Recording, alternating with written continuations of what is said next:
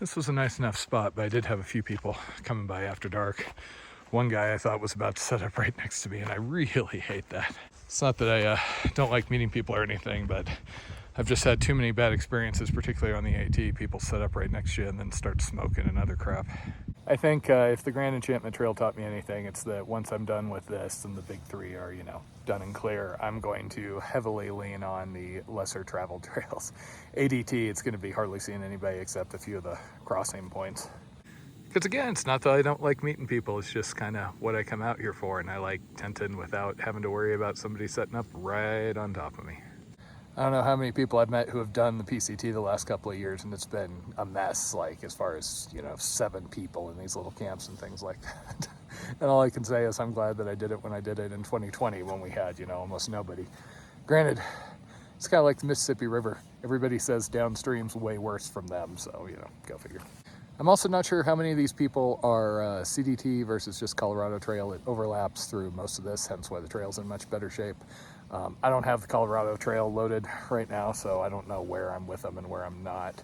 But I think it continues basically down to the San Juan sort of area. So today, basically, once I finish this climb, I'm up at 10,000 feet for about 10 miles, and then in 2 miles, I climb another 2,000 feet, and I'm up at 12. My strong preference at this point is to avoid camping at 12K. That I'll probably feel, and again, I don't need any more complications. I'm trying to get into shape here. So I'll probably try and stay somewhere around there and then see if I can make it up and over James the following day, which will be rough. Descend down, and it goes down to 10K in between. Stay there, and then I can make it up and over Fiora, whatever it is, over to Winter Park. So that's the general plan, if the weather and my various issues cooperate. To get over James Peak, it's basically an extended traverse up at 12K, above tree line, really exposed, and that was where I ended up having to stop before going up and over. So I had to descend down the slope like 800 feet and find a little well of a tree. Ideally, I would avoid having to do that again. Right now, the bigger concern is more just storms. I had thunder roll right over me last night, kind of came out of nowhere. I thought I was going to avoid it. And that's just the weather right now. Last time I was a little later, so I occasionally had to deal with some grapple and snow and things. But in general, I didn't have to worry about the near daily storms. I've been sitting here, I'm gonna leave a little later because I need to finish editing those first 2 videos. If I get too far behind, it's way too depressing for me. Somebody just came by and took one look at me and went, "Hey!" Apparently my videos get further reach than I realize sometimes. I do really miss being in the middle of a thru hike versus like right at the start. Not that I haven't been out and doing stuff, but there's just kind of a certain, I don't know, attitude, look, your gear gets all kind of like dirt patina. Downside of a campsite like this, the trail's right here, so people come straight up and are seeing me, whatever I'm doing here, so I gotta make sure I'm not changing or doing anything too embarrassing. And it wouldn't be the proper start of a trip if I wasn't having to tape something. 9:10, I'm finally ready to get moving. Yesterday went better than I expected, especially once I started having foot and chafing issues at about the 10-mile mark. I was really close to just pulling over. Saw one site I could have bushwhacked down to next to that lake. Had it to myself. Would have ended up stopping at like 2 o'clock in the afternoon. So I'm glad I pushed on there. Having said that, today I get back into the higher altitude bits. I don't particularly want to be camped up at 12K. Obviously, there was thunder last night, so being exposed at night, not a good thing. And I'm not acclimated to the altitude yet. So we'll see. If I can set myself up to get over James the following day, that will make me quite happy. And that will set me up for an easier day. Into Winter Park. Jen was able to contact the Viking. They're still doing their hiker rate. It should be middle of the week, so hopefully they'll have room. And then I can spend some time running around town, because that's going to be a buy my food resupply, not wait for a box.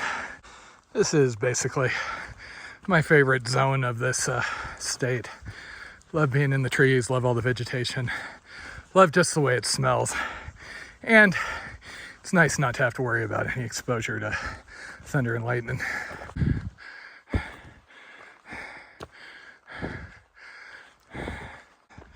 The mental game out here is something I find kind of fascinating, because, I was backpacking, peak bagging, doing all sorts of stuff for 10 to 15 years, somewhere in there. before I ever through hiked, and there's really kind of nothing that equates to what it takes to keep going over this many months, this many miles. And at least I've found it's easy to start one of these, you're all excited to get going, and the first couple of days you might be a little sore, but it's really when you're about halfway through, you're way in, that you're just tired.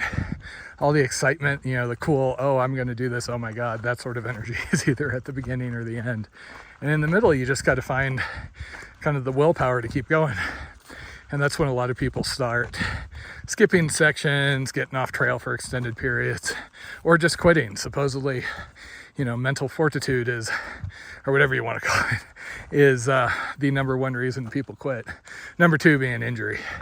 The big surprising one is actually starting the second through hike, because the first through hike, and I talked to a bunch of people who were on the AT, who jumped over to the PCT, and they were excited because you do a through hike that kind of changes people's identities in a lot of cases. You're a person who does this sort of long distance thing, you're a through hiker, and then bam, you come back out and all you remember is how superhuman you were in the latter third of the previous trip, versus you're basically back at square zero. I mean, your gear is going to be better, you're going to know some tricks, but it ain't easy doing the second one. My second one was down in the Keys, and I was terrified for a little while that things weren't going to click, because that was a rough section for me. The traffic noise, the lack of camping, lack of secure camping, that was when I kind of started to realize what I really want or need out here to be happy and maintain things. And so here, I've obviously done stuff longer than this, but there are different challenges.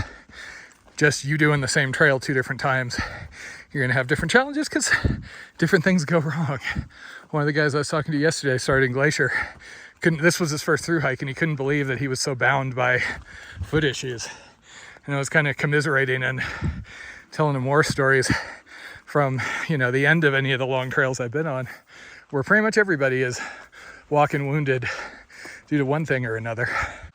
And for me, the transition, there's kind of a disconnect when I'm out here where, I leave most of my worldly possessions behind basically, and I'm just living out of the pack. And it takes a little while to kind of forget about all that. And I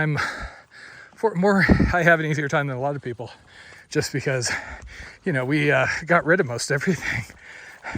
So all I have is a storage locker and mostly outdoor things and a laptop back home. But still, you miss your comforts, your cozy clothes, stuff like that. In another couple of days, I'll kind of just be fully living in the moment out here, and what I have is what I have. And that's partially why I don't like coming off trail, meaning my parents are local, but I have always avoided going back there, except for the Noro thing. That was kind of last resort. But it's just you get back into your comfort zone. So then you have to go through that transition again. Even when my parents came out Twin Lake, they brought everything. So I had, cotton clothes and everything. And that was a harder stop to leave than most of them. I also think I have a harder time than Jen, just because of how long I'm out. She's also naturally happier than me. I have my own mental health struggles. But she's out here for 10 weeks, and that was me on the Mississippi. And there was always an ending. Now there's basically an ending, because I'm only out here for 2 some months. But when I was doing, the PCT, the ECT, or CDT the first time,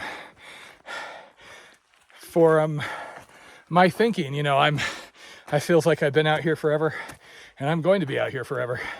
I don't start contemplating the end till the last couple 100 miles. Anyway, that's one of those many kind of musings I tend to think on in the morning when I'm listening to music and just kind of lost in my thoughts. I've basically come to the conclusion that the thing I'm really chasing out here, other than I love the sense of having a goal, making progress, all of that, is just that kind of sense of I'm in the middle of something. I've been out here forever and it's never going to end. and just kind of existing for weeks and weeks at a time. On the Mississippi, that was most of the big river section. Things just kind of flowed.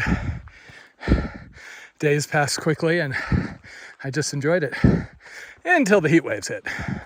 Last year out here, that was the bob in Idaho. I mean, it was hard, but it was just nice existing out here.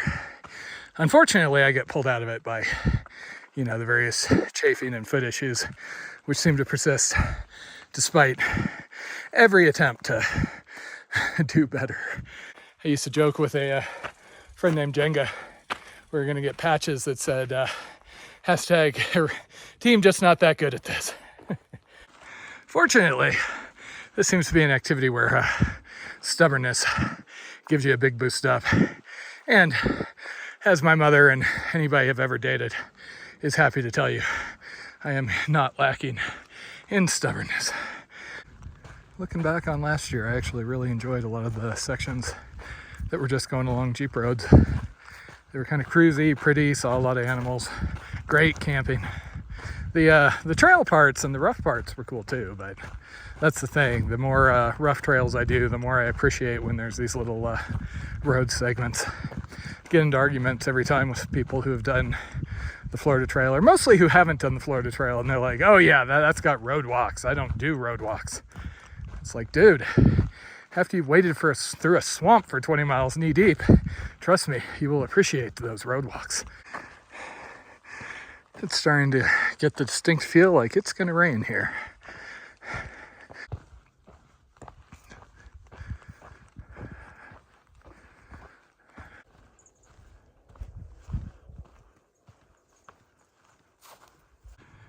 And once again, holy hell, lots of people. Apparently this is one of the busier trailheads out here.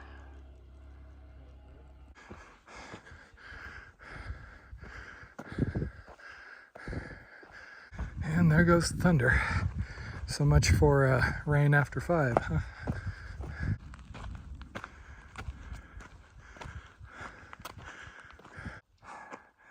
Well, today would be a good day not to be up high. Unfortunately, to set up well to be able to make it over James as early as I like, I'd have to do a 15 today, and I don't think I have that in me. Worst case, I go partway up that ridge, and I do know kind of an emergency bivvy spot. It's where I camped last year because I wasn't going to stay up on the ridge and I couldn't quite make it over James. We'll see. It was starting to rain and thunder, and I saw 2 guys under the tree. Thought they were just putting rain gear on. Stopped for a second. I'm like, oh, hey. Another guy recognized me. Again, her videos seem to get further play than I expected. So it was fun talking with them. One of them had been following me on the Mississippi, so I was talking about that.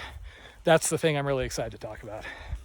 And the Grand Enchantment. I'm just excited by whatever trip I did recently, basically. They knew my trail name. The guy I met last night, he looked at me and he's like, wait, aren't you like the Reverend or something? I'm like, oh, no, First Church of the Mask. He's like, yeah. I laugh because whatever minor success we have, it is, despite having the least marketable trail name / channel name imaginable, I think. Except maybe some of the people. Did know a female hiker on the AT called Ballsack. So they were northbound. I was talking to them about the trail heading behind. I know most of it since I've done this section before. And turns out I remember it correctly. So in most likely, I'm going to be stuck at the 10-mile mark today. So if I go much past there, it is a long ridge walk. So I'll probably have to do that the following day, see if I can get over James, and if not, I know a bailout part way that involves an unfortunate descent. Thunder's been going kind of non-stop on the peaks off to the left, but so far the rain's just been drizzled like this. Hasn't even been worth putting on my rain jacket. And sure enough, as soon as I said that, it started coming down harder.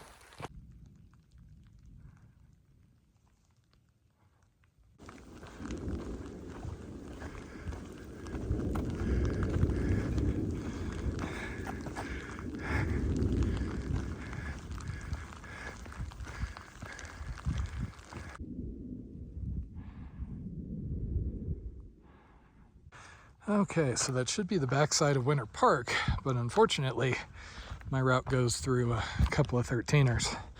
And while the rain's coming and going and I'm getting sun some of the time, the thunder's been pretty constant from both sides. And the rain's just kind of isolated and coming and going. I actually got pretty lucky last time I came through here and I didn't have real threatening storms when I was in the exposed high country. Unfortunately here, in another 5 miles or so, that's the point where I have to climb up above tree line. And that's not going to be a go with weather like this. This trail really has a way of making you appreciate trail maintenance. Screw cutting steps and things like that. Look at this. Apparently the bob is now like this. All those down logs we had last year have been cleared. That was the first thing I asked A-Dub when we started talking about the northern part of the trail.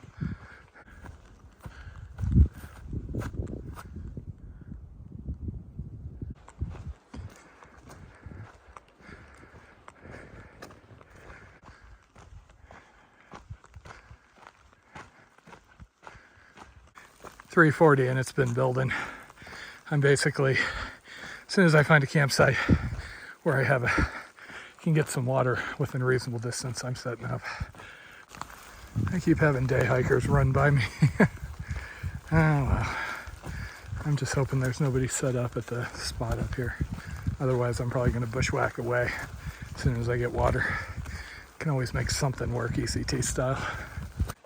Okay, well I got something. It's a little bigger than I'd prefer.